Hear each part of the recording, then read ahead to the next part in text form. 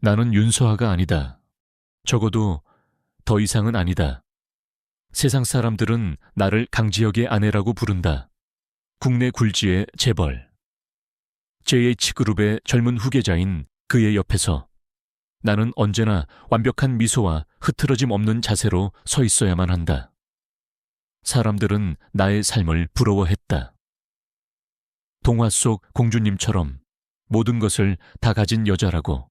하지만 그들은 몰랐다. 나의 이 화려한 성이 사실은 세상에서 가장 아름답고 정교하게 만들어진 거대한 금빛 새장이라는 사실을. 나의 아침은 기계 소리와 함께 시작된다. 정해진 시간이 되면 침실의 암막 커튼이 소리 없이 양쪽으로 열리며 완벽하게 가꿔진 정원의 풍경을 드러낸다. 그것은 아름답지만 어떤 생명력도 느껴지지 않는 박제된 자연의 모습이다. 나는 침대에서 일어나 대리석으로 된 차가운 복도를 걷는다. 내 발소리만이 거대한 저택의 정적을 깨뜨리는 유일한 소음이다. 수십 명이 앉을 수 있는 거대한 식탁에는 오직 나를 위한 식기 하나만이 덩그러니 놓여 있다. 영양사가 완벽하게 계산한 샐러드와 과일, 그리고 따뜻한 수프. 그것은 맛을 위한 음식이 아니라 유지를 위한 사료에 가까웠다. 나는 한 번도 보지 못한 요리사가 차려준 음식을 나를 감시하는 집사의 지루한 시선 아래에서 기계적으로 씹고 삼킨다. 식사를 마치면 드레스룸에는 오늘 내가 입어야 할 옷이 마네킹처럼 걸려 있다. 내가 좋아하는 수수하고 편안한 스타일의 옷이 아니다. JH그룹의 안주인이라는 역할에 맞는 우아하고 기품 있지만 어딘지 모르게 나를 옥죄는 듯한 옷들. 이 모든 것은 나의 남편 강지혁의 취향이자 명령이었다. 오늘 저녁 자선 행사가 있으니 이 드레스가 좋겠어. 외출 준비를 마친 내 앞에 그가 나타났다. 나의 남편 강지혁. 그는 흠잡을 데 없이 잘생긴 얼굴과 누구에게나 친절하고 매너 있는 태도로 세상 모든 여자들의 선망의 대상이었다. 하지만 나는 알고 있었다.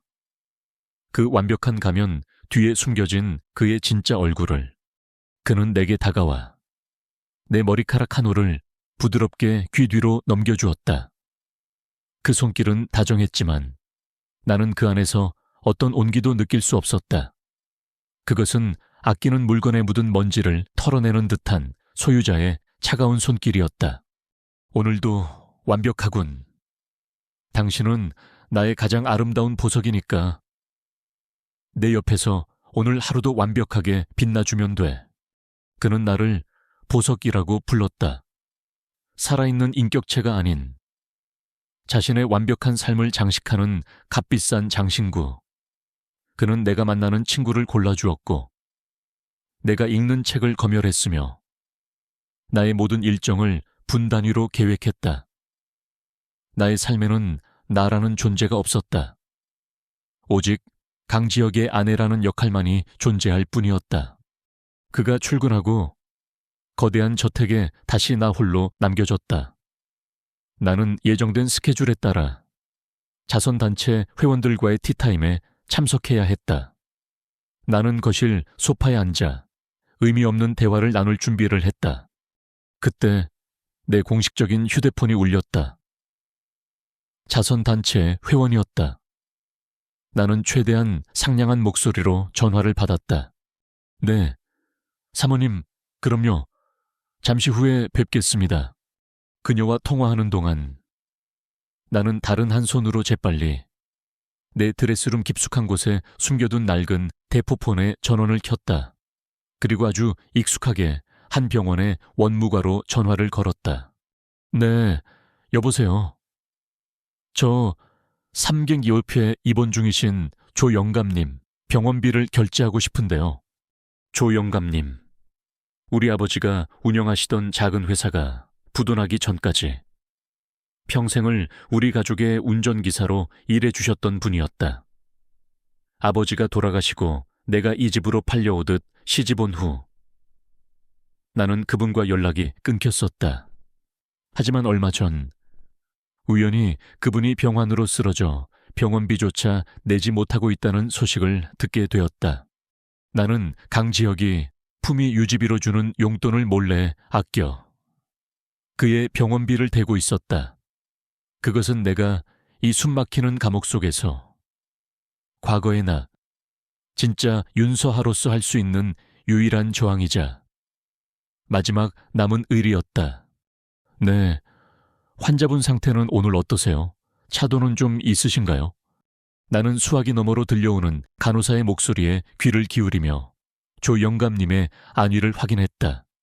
이 짧은 통화의 순간만이 내가 유일하게 타인과 진정한 연결을 맺고 내 의지대로 무언가를 할 수 있는 시간이었다. 그날 오후 모든 공식적인 스케줄을 마친 나는 나의 유일한 비밀 공간으로 향했다. 거대한 서재의 가장 구석진 곳. 아무도 신경 쓰지 않는 낡은 책장 뒤편에 숨겨진 작은 벽장이었다.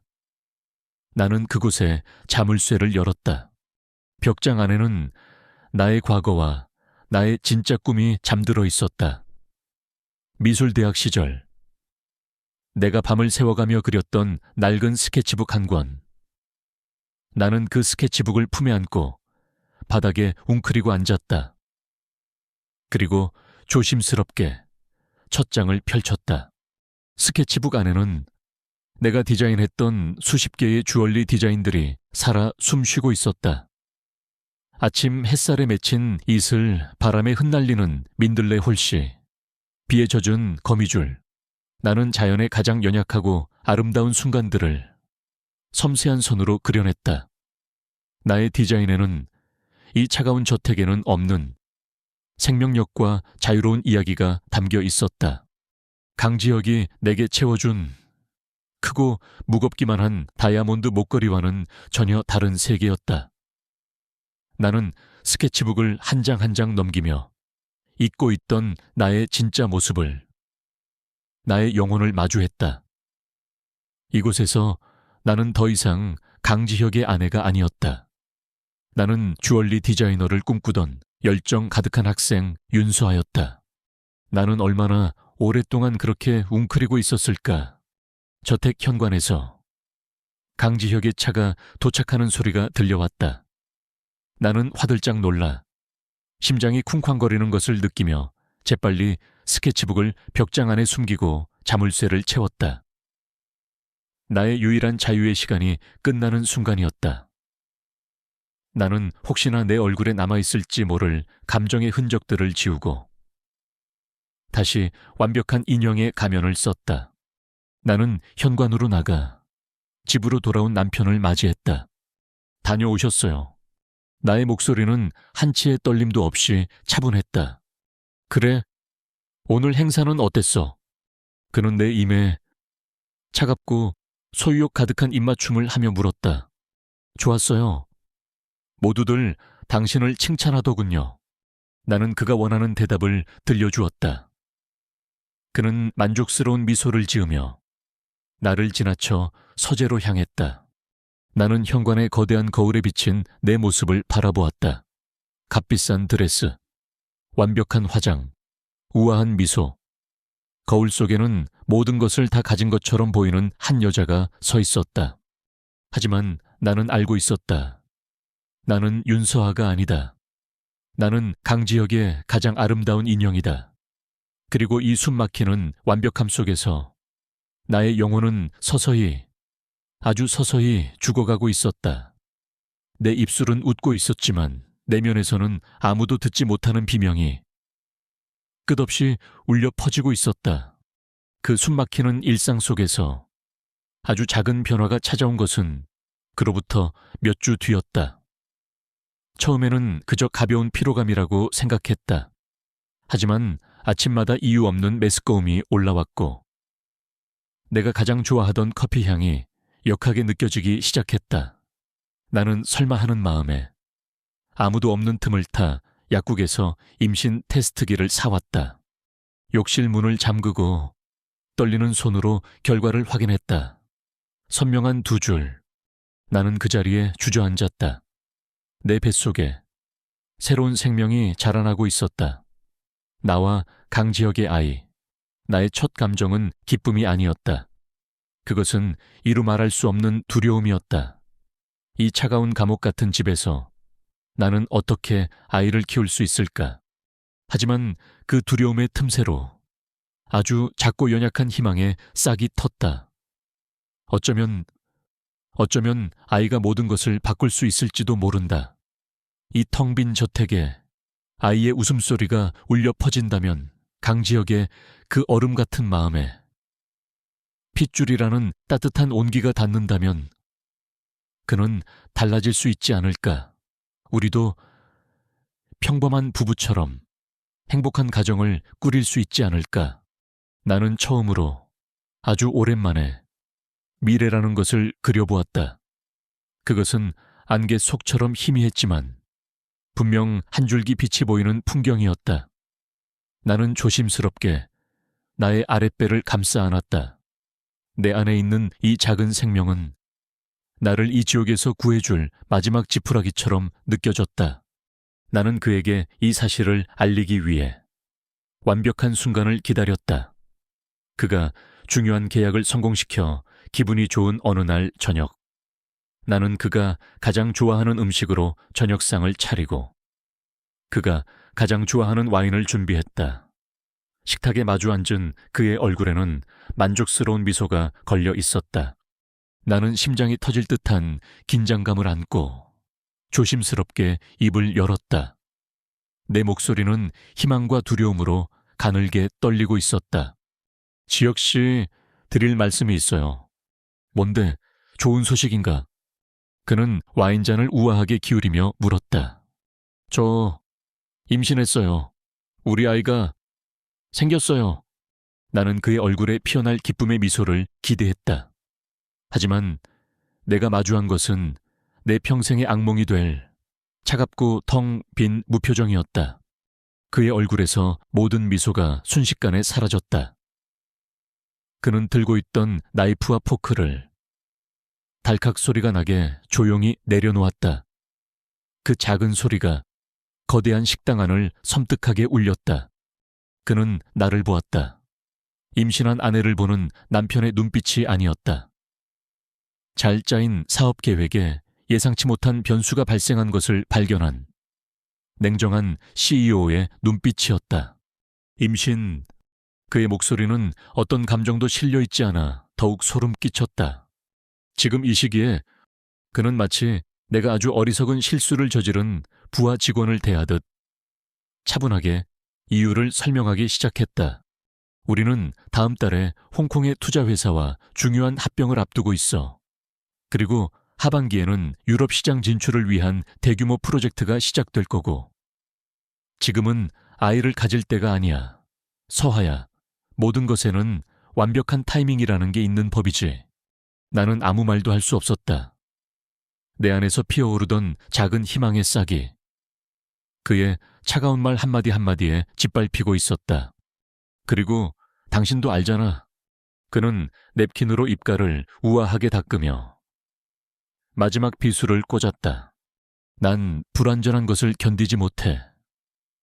계획이 없던 일은 내 완벽한 그림에 생긴 흠집일 뿐이야. 이 일은 그는 잠시 말을 멈추고 나를 똑바로 쳐다보며 말했다. 정리하는 게 좋겠어. 우리 둘 모두를 위해서. 정리하다. 그는 나의 아이를, 우리의 아이를 그렇게 불렀다. 마치 처리해야 할 서류 혹은 없애야 할 불량품처럼. 그 순간 내 세상이 무너져 내렸다. 내 눈앞이 하얗게 변하고 숨을 쉴 수가 없었다. 내가 마지막 지푸라기라고 믿었던 희망은 사실 썩은 동아줄에 불과했다. 나는 사랑이라는 이름의 가장 잔인한 기만 속에서 살아왔던 것이다. 나는 그를 보았다. 내 앞에 앉아있는 저 남자는 내 남편이 아니었다. 그는 아름다운 가면을 쓴 감정 없는 괴물이었다. 그리고 그 공포와 절망의 가장 깊은 곳에서 이전에는 한 번도 느껴보지 못했던 아주 원초적이고 강렬한 감정이 솟아올랐다. 그것은 내 아이를 지키려는 어미의 본능이었다. 나는 죽어도 좋다. 하지만 내 아이는 이 괴물의 손에서 이 지옥 같은 집에서 살게 할 수 없다. 절대로. 나는 내 안에서 일어나는 모든 감정을 숨기고 완벽한 연기를 시작했다. 나는 고개를 푹 숙이고 패배한 사람처럼 어깨를 늘어뜨렸다.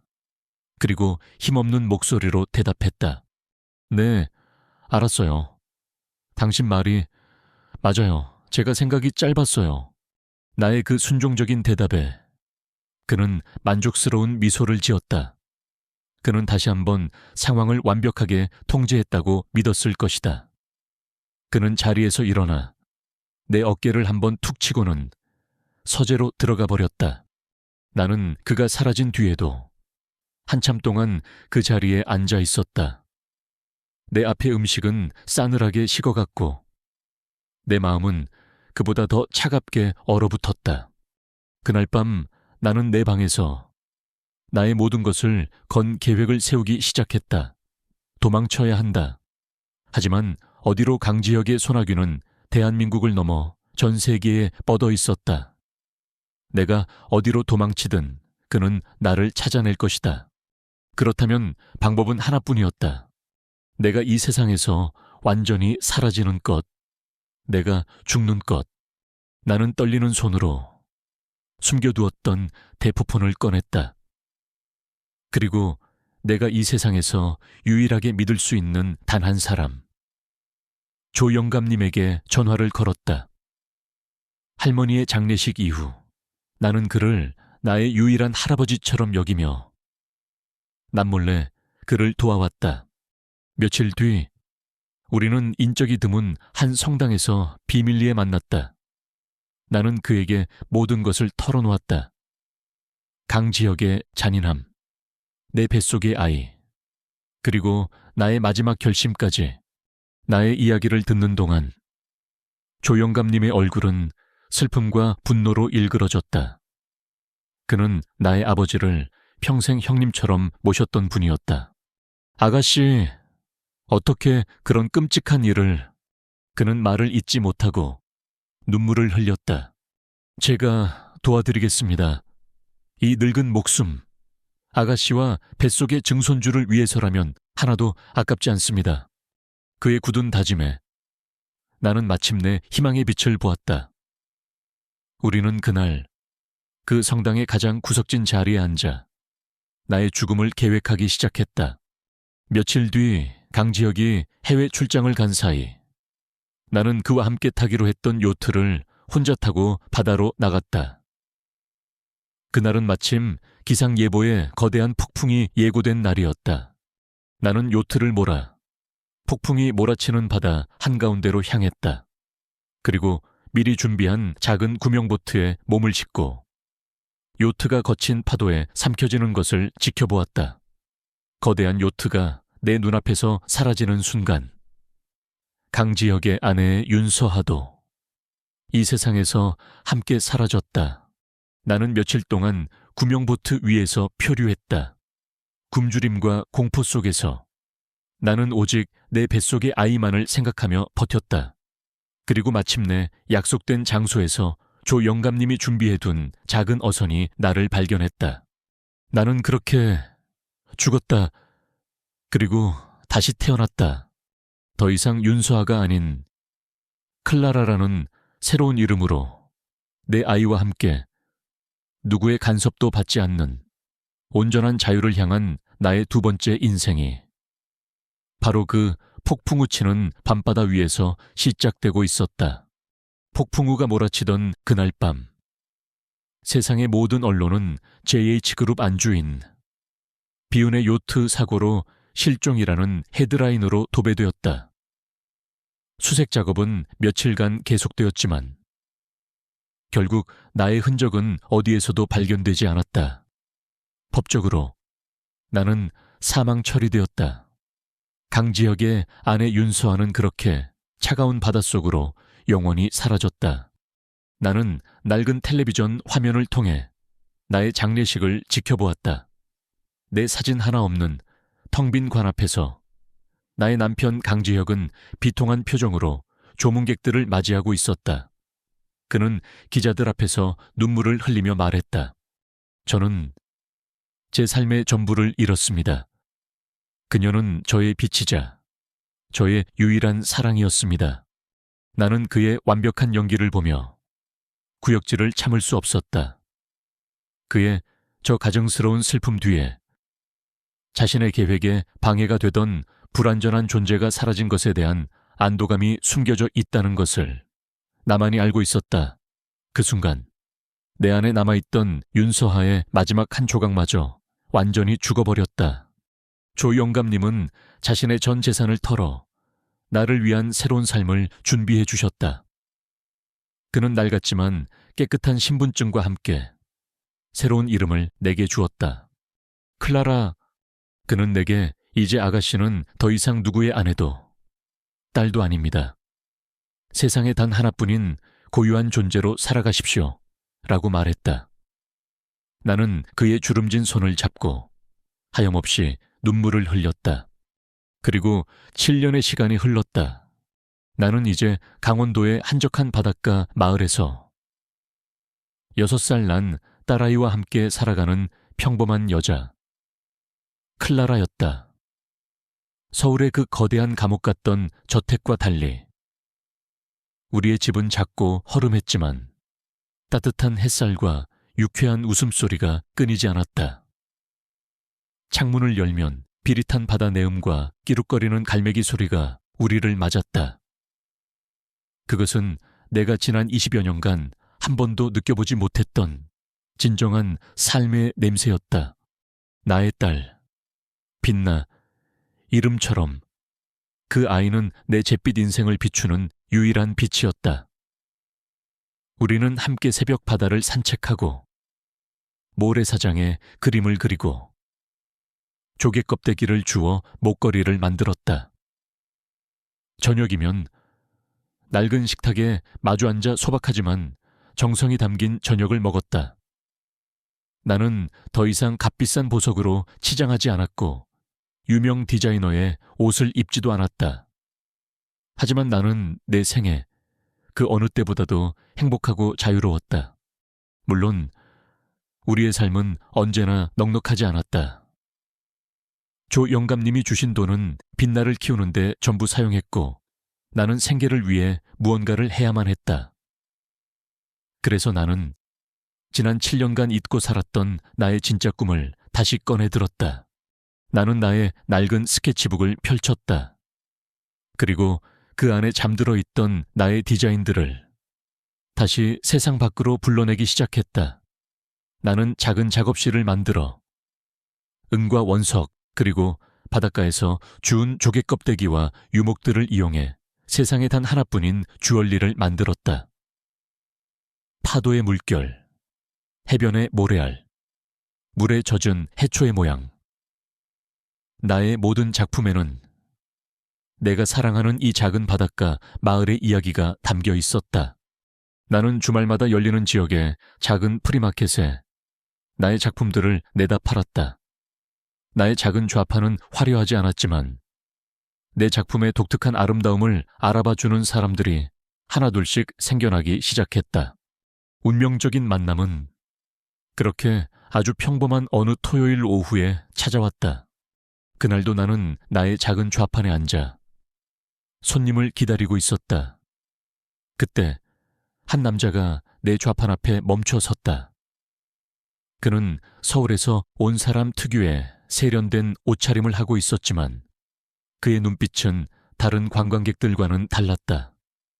그의 눈에는 예술 작품을 대하는 진지함과 깊은 통찰력이 담겨 있었다. 그는 한참 동안 말없이 나의 작품들을 둘러보았다. 그리고는 내가 파도에 씻겨 둥글게 변한 작은 조약돌로 만든 목걸이 하나를 집어들었다. 이 목걸이 직접 만드신 겁니까? 그의 목소리는 부드럽고 지적이었다. 디자인이 정말 놀랍습니다. 단순한 돌멩이가 아니라 시간과 파도의 이야기가 담겨 있군요.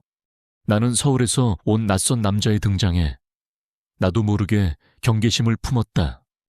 네, 그냥 취미로 만드는 겁니다. 나는 퉁명스럽게 대답했다. 하지만 그는 포기하지 않았다. 취미라고 하기엔 너무나 프로페셔널한데요. 혹시 작가님의 다른 작품들도 볼 수 있을까요? 이건 그냥 예쁜 장신구가 아닙니다. 이건 예술입니다. 예술. 그 한마디에 내 마음속에 묻어두었던 오래된 꿈이 다시 꿈틀거리기 시작했다.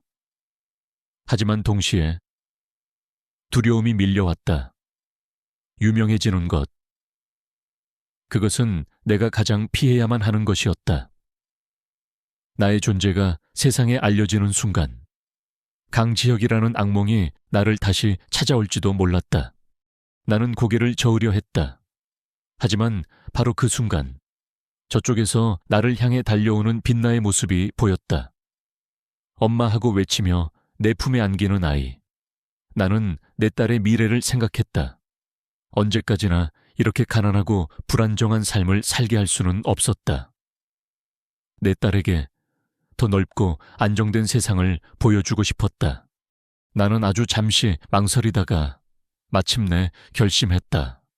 저 안쪽에 작업실이 있어요. 괜찮으시다면. 남자의 얼굴에 환한 미소가 피어올랐다. 물론입니다. 영광이죠. 아, 제 소개가 늦었군요. 저는 서울에서 아트 앤 소울이라는 라이프스타일 매거진을 만드는 최은우라고 합니다. 최은우, 그는 그렇게 나의 두 번째 인생에 예고 없이 나타난 새로운 기회이자 동시에 가장 큰 위협이 될 남자였다. 나는 그를 데리고 나의 작은 작업실로 향했다. 그는 나의 스케치북과 다른 작품들을 보고는 연신 감탄을 쏟아냈다. 클라라 작가님, 저는 작가님을 세상에 알려야만 할 의무감을 느낍니다. 저희 잡지에 작가님의 작품과 이야기를 대대적으로 싣고 싶습니다. 단독 인터뷰와 화보 촬영을 제안합니다. 어떻게 생각하십니까? 나는 그의 제안을 거절할 수 없었다. 그것은 위험한 도박이었지만 내 딸의 미래를 위해 내가 걸어야만 하는 도박이었다. 나는 그의 제안을 수락했다.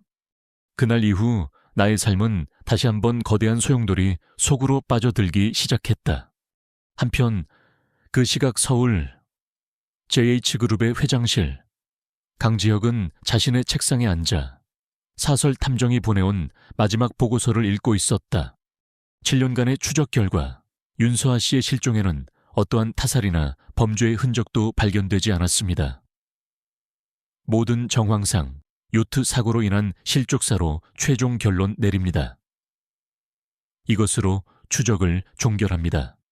강지혁은 보고서를 덮고 탐정에게 수고비를 입금했다. 하지만 그는 혼자가 되자 책상 서랍에서 낡은 사진 한 장을 꺼내 들었다. 그것은 나와 그가 함께 찍은 유일한 결혼 사진이었다. 사진 속의 나는 억지 미소를 짓고 있었다. 그는 사진 속의 나를 한참 동안 바라보았다. 그의 얼굴에는 슬픔이 아닌 알 수 없는 집착과 불만족스러운 표정이 떠올랐다.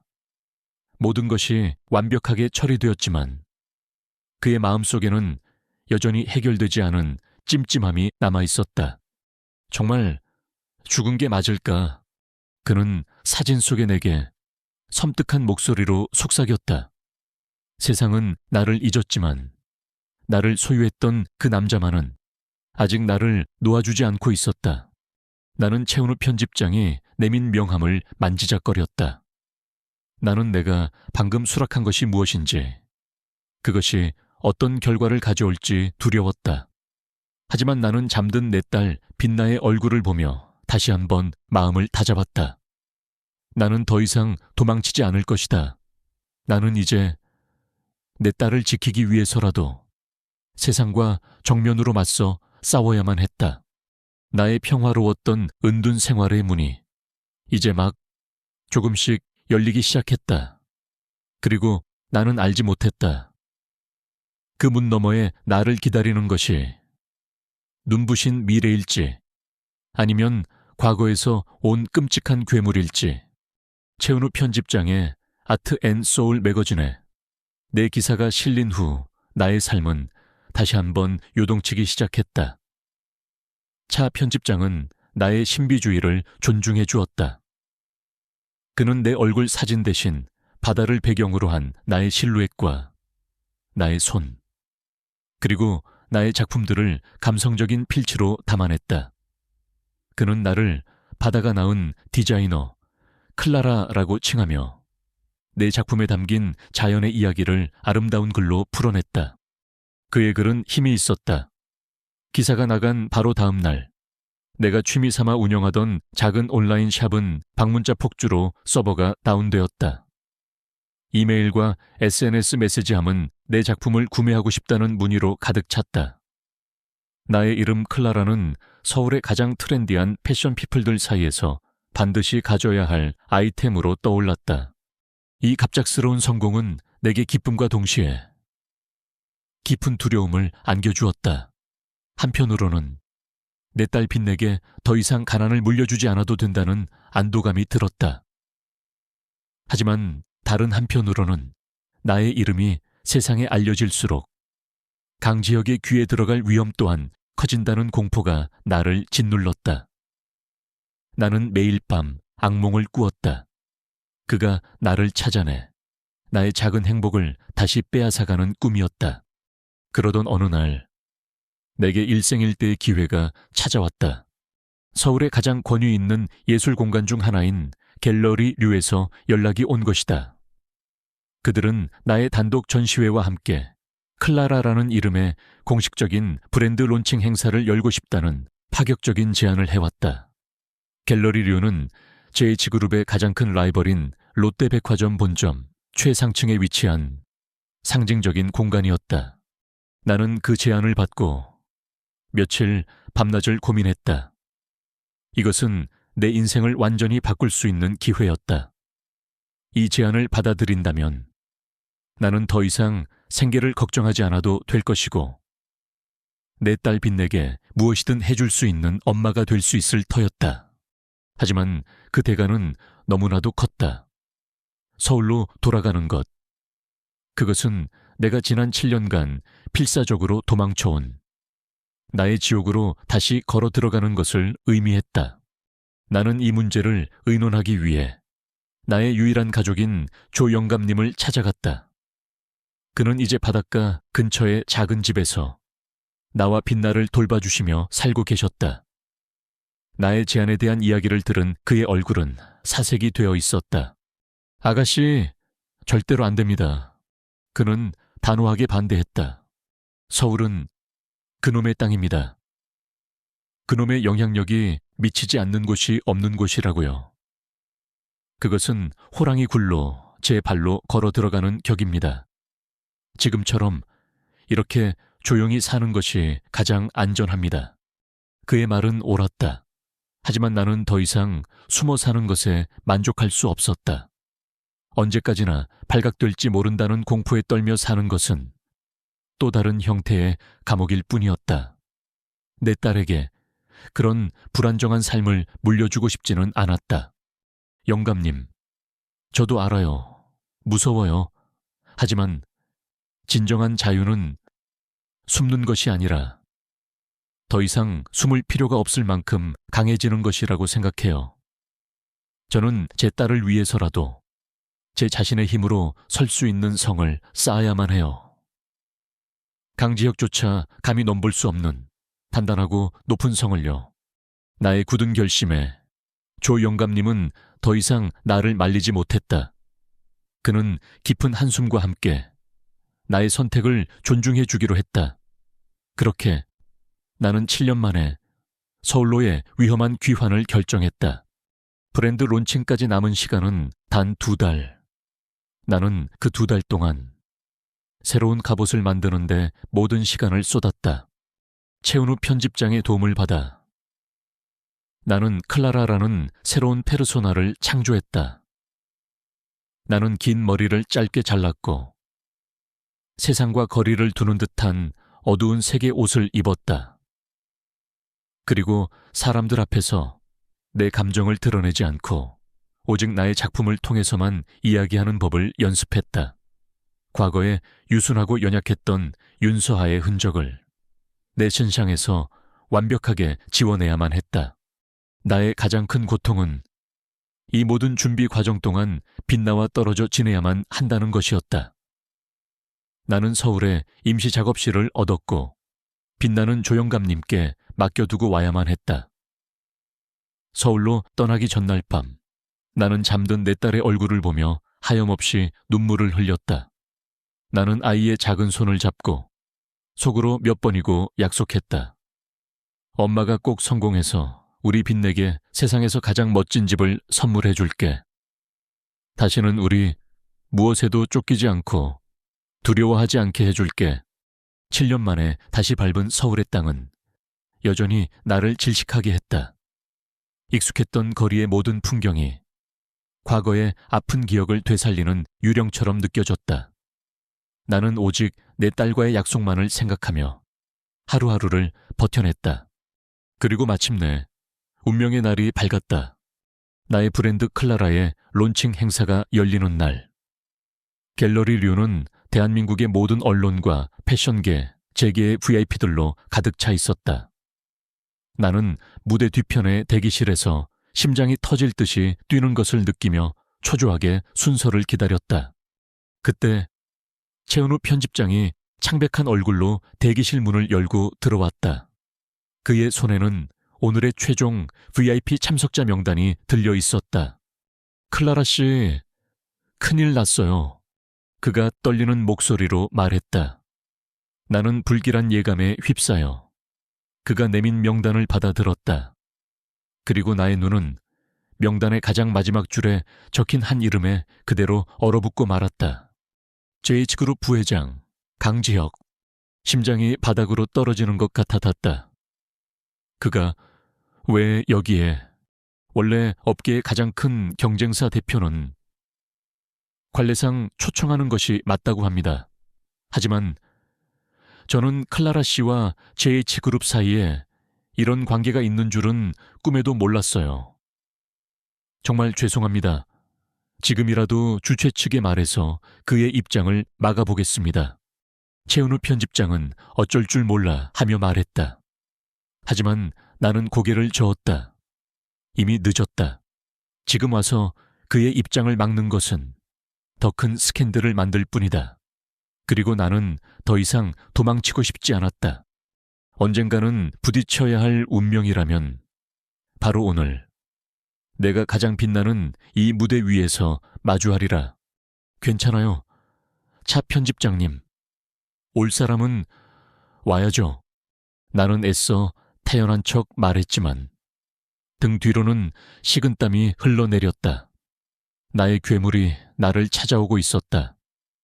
그는 아직 내가 누구인지 모르지만 나는 그가 있는 곳으로 가야만 했다. 나의 변장과 나의 새로운 페르소나는 과연 그의 그 집요한 눈을 속일 수 있을까? 다음은 이번 행사의 주인공 베일에 쌓여있던 천재 디자이너 클라라를 무대 위로 모시겠습니다. 사회자의 우렁찬 목소리가 들려왔다. 나는 깊게 숨을 들이마셨다. 이제 무대 위로 올라가야 할 시간이었다. 나의 과거와 현재가 정면으로 충돌하기 직전이었다. 이 무대에서 나는 나의 새로운 삶을 쟁취하거나 혹은 다시 한번 모든 것을 잃게 될 것이다. 다음은 이번 행사의 주인공 베일에 쌓여있던 천재 디자이너 클라라를 무대 위로 모시겠습니다. 사회자의 목소리가 울려 퍼지는 순간 나는 무대 뒤편에서 마지막으로 숨을 골랐다. 눈부신 스포트라이트, 수백 명의 시선, 터져나오는 박수소리. 그 모든 것이 아득하게 느껴졌다. 지금 내 모든 신경은 오직 단 한 사람. 객석 맨 앞줄에 앉아 나를 바라보고 있을 그 남자. 강지혁에게 향해 있었다. 나는 클라라라는 단단한 갑옷을 입고 무대 위로 걸어 나갔다. 겉으로는 우아하고 신비로운 디자이너의 모습이었지만 내 심장은 금방이라도 터져버릴 것처럼 격렬하게 뛰고 있었다. 나는 객석을 천천히 훑어보았다. 그리고 마침내 그와 눈이 마주쳤다. 그는 여전히 완벽하게 잘생겼고 위풍당당했다. 그의 시선은 처음에는 다른 VIP들처럼 호기심과 흥미로 가득 차 있었다. 그는 나를 전혀 알아보지 못했다. 하지만 나는 그의 눈빛 속에서 나를 자신의 소유물로 여겼던 과거의 그 오만함을 똑똑히 읽을 수 있었다. 나는 애써 그를 외면하고 마이크 앞에 섰다. 그리고 나의 목소리가 떨리지 않기를 간절히 기도하며 입을 열었다. 이 자리에 와주신 모든 분들께 감사드립니다. 저는 디자이너 클라라입니다. 나는 내 브랜드의 철학에 대해 이야기하기 시작했다. 하지만 그것은 사실 나의 지난 7년간의 삶에 대한 이야기였다. 사람들은 저에게 묻습니다. 당신의 주얼리는 어디서 영감을 얻느냐고. 그럴 때마다 저는 이렇게 대답합니다. 나는 객석의 강지혁을 똑바로 응시하며 말했다. 저의 영감은 가장 차갑고 어두운 바다의 가장 깊은 곳에서 옵니다. 모든 것을 잃고 한 줄기 빛조차 보이지 않는 그 절망의 심해에서 아주 작고 연약한 조개 껍데기 하나가 어떻게 사나운 파도에 맞서 자신을 지켜내는지를 봅니다. 날카롭게 깨진 유리 조각이 수만 번의 파도에 씻기고 깎여 마침내 세상에서 가장 아름다운 바다 보석으로 다시 태어나는 기적을 봅니다. 저의 주얼리는 바로 그 상처와 인고의 시간이 빚어낸 재탄생의 이야기입니다. 내 연설이 이어지는 동안 강지혁의 표정이 미묘하게 변하는 것을 느꼈다. 그의 눈에 떠올랐던 흥미로운 빛이 사라지고 그 자리를 날카로운 분석과 집요한 의심이 대신하고 있었다. 그는 내가 하는 이야기가 단순한 디자인 철학이 아니라 마치 자신을 향한 어떤 은밀한 메시지처럼 느껴졌을 것이다. 내가 자아내는 익숙한 분위기, 내가 사용하는 단어들 속에서 그는 잊고 있던 과거의 파편을 더듬고 있었다. 연설이 끝나고 론칭 파티가 시작되었다. 나는 수많은 사람들에게 둘러싸여 축하 인사를 받았다. 최은우 편집장은 내 곁을 지키며 혹시 모를 상황에 대비해 주었다. 하지만 나는 알고 있었다. 그가 곧 나를 찾아올 것이라는 것을.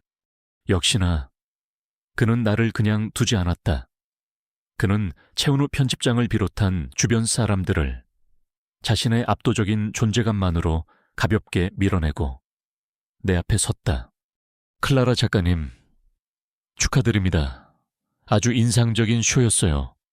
그의 목소리는 부드러웠지만 그의 눈은 나를 해부하듯 샅샅이 훑고 있었다. 당신의 디자인, 그리고 당신의 이야기. 내가 아주 잘 알던 누군가를 떠오르게 하는군요. 나는 심장이 멎는 듯 했지만 애써 클라라의 가면을 유지하며 대답했다. 과찬이십니다. 부회장님, 제 작품에서 개인적인 감상을 느끼셨다니 영광이네요. 개인적인 감상이라. 그는 내 대답을 비웃듯 중얼거리며 내게 한 걸음 더 다가왔다. 그 사람은 웃을 때 오른쪽 입꼬리가 살짝 더 올라가는 버릇이 있었지. 그리고 긴장하면 자신도 모르게 목걸이를 만지작거리는 버릇도 나는 나도 모르게 내 목에 걸린 목걸이를 만지고 있었다. 그의 말에 화들짝 놀라 손을 떼었지만 이미 늦었다. 그의 눈이 확신에 찬 빛으로 번뜩였다. 그는 주변의 시선은 아랑곳하지 않고 내 귓가에 오직 나만이 들을 수 있는 목소리로 속삭였다. 아니, 당신 눈빛 그럴 리가 없는데 설마 서하. 그가 내 진짜 이름을 부르는 순간 내 온몸이 얼어붙었다. 내가 7년간 쌓아 올린 모든 방어벽이 그 이름 한마디에 와르르 무너져 내리는 것 같았다. 나의 동공이 흔들리는 그 찰나의 순간을 그는 놓치지 않았다. 그의 얼굴에 떠오른 것은 놀라움이 아니었다. 그것은 잃어버렸던 자신의 완벽한 수집품을 되찾은 소름 끼치는 희열과 잔인한 소유욕이었다. 찾았다. 그가 승리자의 미소를 지으며 말했다. 그리고는 내 손목을 거칠게 낚아챘다. 그의 소나기는 강철처럼 차갑고 단단했다. 찾았어. 내 보석. 나랑 같이 가야겠어. 죽은 사람은 도망칠 권리가 없지. 그는 나를 파티장 구석의 비상구 쪽으로 끌고 가기 시작했다. 최은우 편집장과 갤러리 경호원들이 달려왔지만 어디선가 나타난 강지혁의 경호원들이 그들을 막아섰다. 나의 최악의 악몽이 현실이 되고 있었다. 7년의 자유는 이렇게 허무하게 끝나는 것인가? 나는 다시 그 지옥 같은 세상으로 끌려가는 것인가? 절망감이 나를 덮치려던 바로 그 순간이었다. 내 뱃속에서 나를 지켜달라고 외치던 7년 전 그날의 작은 생명의 목소리가 들리는 듯했다. 아니, 나는 더 이상 7년 전의 무력한 윤서아가 아니다. 나는 내 딸 빛나의 엄마, 클라라다. 나는 끌려가던 발걸음을 멈추고 버텼다. 그리고 나를 경멸적으로 내려다보는 그의 눈을 똑바로 마주보았다. 나의 눈에는 더 이상 두려움이 없었다. 오직 얼음처럼 차갑고 단단한 경멸만이 가득했다. 나는 윤서아가 아니야. 내 목소리는 낮았지만 그 어떤 고함보다도 힘이 있었다. 그 여자는 7년 전 바로 당신 때문에 저 차가운 바다에서 죽었어. 그리고 나는 내 마지막 비장의 무기를 꺼내 들었다. 나는 주머니 속에 있던 작은 디지털 녹음기를 꺼내 그의 눈앞에 보란 듯이 들어 보였다. 이게 뭔지 알아? 지혁 씨. 나는 처음으로 그의 이름을 불렀다. 7년 전 그날 밤 당신이 나에게 내뱉었던 모든 말이 담겨있는 녹음기야. 그의 눈이 경악으로 물들었다. 당신이 내 뱃속의 아이를 정리하라고 했던 그 차가운 목소리. 지금 내가 여기서 이 재생 버튼을 누르면 당신의 그 완벽한 이미지는 어떻게 될까? 나는 그의 얼굴에 녹음기를 더 가까이 들이대며 조용히 속삭였다. 비운의 사고로 임신한 아내를 잃고 평생을 슬픔 속에 사는 순정남이 사실은 자신의 계획에 방해된다는 이유로 아내에게 낙태를 종용했던 인간 쓰레기였다는 걸 세상 사람들이 모두 알게 되면 말이야. 그러니 그 손 놓는 게 좋을 거야. 나는 내 손목을 잡고 있는 그의 손을 경멸적으로 내려다보았다. 내 인생에서 그리고 내 딸의 인생에서 영원히 나의 마지막 말은 사형 선고와도 같았다. 강지혁의 얼굴이 희열에서 충격으로, 충격에서 공포로, 그리고 마침내 완전한 패배감으로 일그러지는 것을 나는 똑똑히 보았다. 그는 언제나 모든 것을 통제했지만 지금 그는 자신의 통제 밖에 있는 진실이라는 가장 무서운 적과 마주한 것이다. 자신의 완벽한 이미지가 파괴되는 것. 그것은 그에게 죽음보다 더한 공포였다. 그는 나를 잡고 있던 손을 아주 천천히 힘없이 놓았다. 그의 눈에는 증오와 함께 내가 이렇게 변했다는 것에 대한 경악, 그리고 아주 희미한 경외감 비슷한 감정이 뒤섞여 있었다. 나는 내 손목을 빼내고 흐트러진 옷을 가다듬었다. 그리고 나의 괴물이었던 그를, 이제는 내 발 아래에 있는 패배자를 차갑고도 당당한 눈으로 내려다보았다. 나는 이겼다. 공개적인 복수가 아니었다. 하지만 나는 나의 힘으로, 나의 지혜로 이 기나긴 싸움에서 완벽하게 승리한 것이다. 권력의 구도는 이 순간 완전히 그리고 영원히 역전되었다. 내 마지막 말이 울려 퍼진 후 파티장에는 잠시 동안 무거운 정적이 흘렀다. 모든 것을 통제하던 남자. 강지혁은 자신의 가장 치명적인 약점이 만천에 드러날 수도 있다는 공포 앞에서 완전히 무장해제된 상태였다. 그의 얼굴에서는 자신감과 오만이 사라지고 오직 당혹감과 계산적인 두려움만이 남아있었다. 그는 나를 그리고 내 손에 들린 작은 녹음기를 마치 독사를 보는 듯한 눈으로 쳐다보았다. 그리고 마침내 그는 아무 말 없이 패배자의 모습으로 돌아섰다. 그의 경호원들이 길을 트는 가운데 그는 도망치듯 파티장을 빠져나갔다. 그의 그 초라한 뒷모습은 우리 관계의 역학이 영원히 뒤바뀌었음을 알리는 명백한 상징이었다.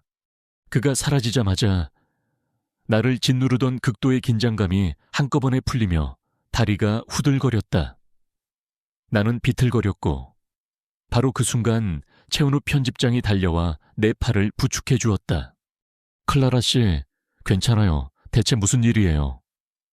저 사람이 누구입니까? 그의 눈에는 걱정과 함께 걷잡을 수 없는 호기심이 가득했다. 파티장은 이미 쑥덕거리는 소리로 가득했다. 사람들은 방금 전에 그 숨막히는 대치 상황을 두고 온갖 추측을 쏟아내고 있었다. 천재 디자이너 클라라, JH그룹 강지혁 부회장과 과거에 무슨 관계? 강지혁 의문의 여성 앞에서 굴욕 같은 헤드라인들이 벌써부터 눈앞에 그려지는 듯했다. 나의 등장은 의도치 않게 나를 더욱 신비롭고 화제의 인물로 만들어버린 것이다. 그날 이후 나는 내 인생의 마지막 매듭을 풀기 위한 조용하지만 치열한 법적 싸움을 시작했다. 이것은 더 이상 나 혼자만의 싸움이 아니었다. 나의 편에는 나의 재능과 가능성을 믿어준 최은우 편집장과 클라라라는 브랜드를 지키기 위해 전력을 다하는 갤러리류의 법무팀이 함께했다. 우리는 강지혁 측에 비밀리에 협상을 제안했다. 그는 처음에는 자신의 법무팀을 동원해 나를 협박하려 들었다. 내가 가진 녹음 파일이 불법적인 증거이며 오히려 내가 명예훼손으로 고소당할 수 있다고 으름장을 놓았다. 하지만 나는 더 이상 그의 협박에 움츠러드는 7년 전의 윤서아가 아니었다. 나는 나의 변호인을 통해 차갑고 단호하게 나의 조건을 전달했다. 이 녹음 파일이 법정에서 증거로 채택되든 아니든 그것은 중요하지 않습니다. 중요한 것은 이 파일이 언론에 공개되는 순간 강지혁 부회장이 평생을 바쳐 쌓아 올린 완벽한 남자라는 이미지가 어떻게 될 것인가 하는 점입니다. 나의 변호인은 나의 요구 조건을 하나씩 명확하게 제시했다. 첫째, 어떠한 위자료나 재산 분할도 요구하지 않을 테니 즉각적이고 조용한 이혼 절차에 합의할 것. 공식적인 이혼 사유는 성격 차이로 한다. 둘째, 나와 내 딸 빛나의 방영 500m 이내 접근을 금지하고 어떠한 형태의 연락도 시도하지 않는다는 법적 효력을 가진 접근 금지 명령에 동의할 것. 셋째, 딸 빛내에 대한 모든 친권을 포기하고 향후 그 어떤 법적, 혈연적 관계도 주장하지 않을 것을 각서로 명시할 것. 내 요구 조건에는 돈에 대한 이야기는 단 한 줄도 없었다. 내가 원하는 것은 오직 그에게서 벗어날 완벽하고 영원한 자유뿐이었다. 강지혁은 코너에 몰렸다. 그는 며칠을 고민했지만 결국 선택의 여지가 없었다. 자신의 사회적 생명이 걸린 문제 앞에서 그는 마침내 나의 모든 조건을 받아들였다. 며칠 뒤 나는 변호사 사무실에서 강지혁 측이 보내온 이혼 합의서와 친권 포기 각서, 그리고 접근 금지 명령 동의서에 서명했다. 내 손으로 윤서하라는 이름 옆에 마지막 사인을 하는 순간 나는 나를 올가매던 지난 10년간의 질긴 쇠사슬이 툭하고 끊어지는 소리를 들었다. 나는 마침내 자유로워졌다. 강지혁이라는 위협이 사라지자 나는 비로소 두려움 없이 나의 성공을 마주할 수 있게 되었다. 클라라라는 나의 브랜드는 강지혁과의 스캔들로 인해 오히려 더욱 폭발적인 인기를 얻었다. 사람들은 나의 주얼리에서 억압을 이겨낸 여성의 강인함과 독립, 그리고 재탄생의 이야기를 읽었다. 나의 작품은 단순한 장신구가 아닌 시대의 아이콘이 되어갔다. 나는 그 성공을 사치와 향락을 위해 쓰지 않았다. 나는 가장 먼저 빛나와 조영감님을 위해 서울 근교의 작고 아름다운 정원이 딸린 집을 샀다. 그리고 그 집의 가장 햇살이 잘 드는 곳에 나의 새로운 작업실을 꾸몄다. 나는 더 이상 생계를 위해 혹은 두려움 속에서 작업하지 않았다. 나는 창작의 순수한 기쁨을 위해 그리고 내 딸에게 안정된 미래를 선물하기 위해 행복하게 나의 작품들을 만들어 나갔다. 어느 주말 오후 나는 최은우 편집장 그리고 빛나와 함께 7년 전 나의 재탄생이 시작되었던 그 바닷가 마을을 다시 찾았다. 모든 것이 그대로였지만 이제 내게 그 바다는 더 이상 공포의 대상이 아니었다. 그것은 내게 새로운 삶을 선물해준 고마운 어머니의 품과도 같았다. 최은우 편집장은 이제 나의 모든 이야기를 알고 있었다. 그는 나의 법적 싸움 내내 묵묵히 내 곁을 지켜주며 가장 큰 힘이 되어준 사람이었다. 우리는 빛나가 모래성을 쌓으며 노는 모습을 보며 나란히 해변을 걸었다. 그가 조심스럽게 내게 물었다. 이제 정말 괜찮아요. 서하 씨 아니 클라라 씨라고 불러야 하나요? 나는 미소 지으며 대답했다. 어떤 이름이든 상관없어요. 윤서하도 클라라도 전부 나인걸요. 나는 저 멀리 수평선 위로 떨어지는 붉은 노을과 자유롭게 날아다니는 갈매기들을 바라보았다. 그리고 내 곁에서 행복하게 웃고 있는 내 딸, 빛나를 보았다. 괜찮은 것 이상이에요. 은우 씨, 나는 내 생애 처음으로 온전한 평화 속에서 말했다. 나는 마침내 자유로워졌어요. 더 이상 누구의 아내도 누구의 보석도 아닌 진짜 나 자신으로요. 내 딸 빛나의 엄마로 그리고 디자이너 클라라로 나는 이제 더 이상 그 무엇도 두렵지 않아요. 내 말에 최은우 편집장은 아무 말 없이 그저 따뜻한 눈으로 나를 바라보며 웃어주었다. 그의 눈에는 내 대한 깊은 존경과 신뢰 그리고 그 이상의 따뜻한 감정이 담겨 있었다. 그는 조심스럽게 내 손을 잡았다. 나는 그의 손을 뿌리치지 않았다. 우리는 그렇게 손을 잡은 채 아름다운 노을을 함께 바라보았다. 나의 과거는 저 붉은 노을과 함께 수평선 너머로 완전히 저물고 있었다. 그리고 나의 새로운 인생은 거짓과 통제가 아닌 신뢰와 존중을 바탕으로 한 이 새로운 관계와 함께 이제 막 떠오르기 시작하고 있었다. 그것은 아주 따뜻하고 희망적인 시작이었다. 그로부터 몇 년의 시간이 더 흘렀다. 세상은 더 이상 나를 비운의 재벌가 며느리나 신비주의 천재 디자이너로 부르지 않았다. 나는 이제 자신의 상처를 딛고 일어선 수많은 여성들의 롤모델이자 따뜻한 철학을 가진 세계적인 주얼리 디자이너 클라라로 불렸다. 나의 삶은 비로소 완전한 평온을 되찾았다. 나의 옆에는 언제나처럼 든든한 버팀목이 되어주는 최은우 씨가 있었고 나의 딸 빛나는 세상에서 가장 밝고 행복한 아이로 자라주었다. 나의 영원한 가족 조영감님은 빛나의 다정한 할아버지가 되어 우리 곁을 지켜주셨다. 나의 브랜드 클라라는 세계적인 성공을 거두었지만 나는 나의 초심을 잃지 않았다. 나는 여전히 자연에서 영감을 얻고 모든 작품에 나만의 이야기를 담았다. 그리고 나는 내가 얻은 성공을 오직 나와 내 가족만을 위해 쓰지 않았다. 나는 내 딸의 이름을 딴 빛나 재단을 설립했다. 재단의 목적은 단 하나였다. 과거의 나처럼 폭력적인 관계에서 벗어나 홀로 서기를 준비하는 싱글맘들에게 새로운 삶을 시작할 수 있는 기회를 주는 것.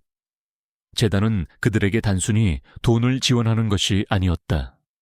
우리는 그들에게 주얼리 디자인과 세공기술, 그리고 온라인 쇼핑몰 창업 및 마케팅 교육을 무료로 제공했다. 그들이 자신의 손으로, 자신의 재능으로 경제적인 독립을 이루고 아이와 함께 당당한 삶을 살아갈 수 있도록 돕는 것이 재단의 목표였다. 오늘도 재단이 운영하는 작은 공방에서는 새로운 희망이 자라나고 있었다. 선생님, 저는 도저히 안 될 것 같아요. 제 손은 너무 투박하고 디자인 감각도 없는걸요. 수강생 중 한 명인 젊은 엄마. 미연 씨가 다듬던 은 조각을 내려놓으며 말했다. 그녀는 오랫동안 가정폭력에 시달리다 어린 아들의 손을 잡고 맨몸으로 집을 뛰쳐나온 분이었다. 그녀의 눈에는 아직도 세상에 대한 두려움과 자신에 대한 불신이 가득했다. 그녀의 모습에서 나는 7년 전 차가운 바다 위에서 절망하던 나의 모습을 보았다. 나는 그녀의 곁으로 다가가 그녀의 손을 따뜻하게 잡아주었다. 미연 씨, 세상에 처음부터 보석인 것은 없어요. 나는 작업대 위에 놓인 아직 가공되지 않은 원석 하나를 집어들며 말했다. 이 돌멩이 보이죠? 지금은 이렇게 못생기고 볼품없지만 수만 번에 깎이고 다듬어지는 고통의 시간을 견디고 나면 세상에서 가장 눈부신 빛을 내는 보석으로 다시 태어날 거예요. 나는 그녀의 눈을 똑바로 쳐다보며 나의 이야기를 들려주었다. 내가 누구였는지 전부 밝히지는 않았지만 나 역시 깊은 상처를 가진 사람이었음을, 그리고 그 상처를 어떻게 나만의 이야기로, 나만의 작품으로 만들어냈는지를 담담하게 이야기했다. 상처는 때로 세상에서 가장 아름다운 보석이 되기도 해요. 미연 씨의 그 아팠던 시간을 원망하고 숨기려고만 하지 마세요. 그 아픔을 미연 씨와 아드님만의 가장 특별하고 빛나는 이야기로 만들어봐요. 그것이 세상 그 어떤 다이아몬드보다 더 사람들의 마음을 움직일 수 있을 거예요. 내 진심 어린 조언에 그녀의 눈빛이 희미하게 흔들렸다. 그녀는 다시 작업 도구를 집어들었다. 그녀의 손길은 여전히 서툴렀지만 더 이상 절망에 차 있지는 않았다. 새로운 용기를 얻은 창조자의 손길이었다. 나는 그녀가 머지않아 자신만의 눈부신 보석을 만들어낼 것임을 믿어 의심치 않았다. 수업이 끝나고 공방에는 따스한 저녁 햇살이 스며들고 있었다. 수강생들은 서로의 작품을 칭찬하며 희망에 찬 얼굴로 웃고 떠들었다. 나는 그 모습을 보며 내 생의 가장 큰 보람과 행복을 느꼈다. 그때 내 딸 빛나가 내게로 달려와 품에 안겼다. 이제 9살이 된 빛나는 엄마를 닮아 손재주가 좋았다. 엄마, 목걸이 예쁘다. 빛나가 내 목에 걸린 목걸이를 만지작거리며 말했다. 그것은 강지혁이 내게 채웠던 수십억 원짜리 다이아몬드 목걸이가 아니었다. 내가 직접 디자인한 아주 작고 소박하는 목걸이였다. 동그란 로켓 펜던트 모양의. 엄마, 이 안에는 뭐 들어있어? 나는 미소 지으며 로켓을 열어 빛내게 보여주었다. 딸깍 소리와 함께 로켓의 양쪽이 열렸다. 이쪽은 세상에서 가장 사랑하는 우리 빛나. 로켓의 한쪽에는 환하게 웃고 있는 빛나의 사진이 들어있었다. 그리고 이쪽은 엄마의 가장 소중한 첫 번째 가족, 조 할아버지. 다른 한쪽에는 이제는 주름이 더 깊어졌지만 여전히 인자한 미소를 짓고 계신 조 영감님의 사진이 들어있었다. 내게 가족은 더 이상 핏줄이나 법으로 묶인 관계가 아니었다. 내 곁을 지켜주고 나를 믿어주고 나를 있는 그대로 사랑해주는 사람. 이들이 바로 나의 진짜 가족이었다. 이 작은 로켓은 내가 가진 세상의 전부였다. 나는 빛나를 품에 안고 창밖을 바라보았다. 공방 마당에서는 방금 수업을 마친 엄마들과 그들의 아이들이 함께 웃으며 공놀이를 하고 있었다. 그들의 웃음소리가 세상 그 어떤 음악보다도 아름답게 들렸다. 바로 그때 최은우 씨가 따뜻한 차 2잔을 들고 내게 다가왔다. 그는 내 어깨에 따뜻하고 믿음직한 그의 손을 가만히 올려놓았다. 나는 그를 보며 진심으로 환하게 웃었다. 나는 모든 것을 잃었다고 생각했던 그 바다에서 사실은 모든 것을 얻었다. 나 자신을, 나의 재능을, 나의 딸을, 그리고 나의 새로운 가족과 사랑을. 나는 더 이상 과거의 악몽에 시달리지 않는다. 나는 나의 상처를 다른 사람을 비추는 따뜻한 빛으로 만들었기 때문이다. 나의 길고 길었던 겨울은 끝났다. 그리고 마침내 찾아온 나의 2번째 봄은 그 어느 때보다도 눈부시게 빛나고 있었다. 오늘의 이야기가 여러분의 마음에 작은 울림을 주었다면 구독과 좋아요를 눌러 저희에게 힘을 실어주세요. 여러분의 따뜻한 응원이 저희에게는 더 좋은 이야기를 만드는 가장 큰 원동력이 됩니다. 소중한 사람들과 이 이야기를 공유하고 여러분의 생각이나 비슷한 경험을 댓글로 남겨주세요. 저희는 언제나 여러분의 이야기에 귀 기울이고 있습니다. 다음에도 감동과 희망을 전하는 이야기로 여러분을 찾아뵙겠습니다. 감사합니다.